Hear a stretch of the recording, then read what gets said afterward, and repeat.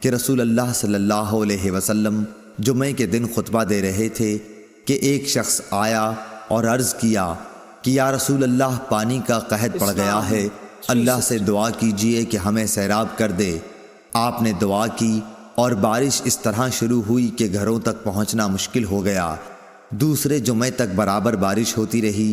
انس نے کہا کہ پھر دوسرے جمعے میں وہی شخص یا کوئی اور کھڑا ہوا اور عرض کیا کہ یا رسول اللہ صلی اللہ علیہ وسلم دعا کیجئے کہ اللہ تعالیٰ بارش کا رخ کسی اور طرف موڑ دے۔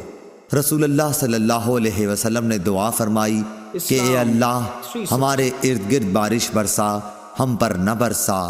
انس نے کہا کہ میں نے دیکھا بادل ٹکڑے ٹکڑے ہو کر دائیں بائیں طرف چلے گئے، پھر وہاں بارش شروع ہو گئی اور مدینے میں اس کا سلسلہ بند ہوا۔ صحیح بخاری حدیث نمبر 1015۔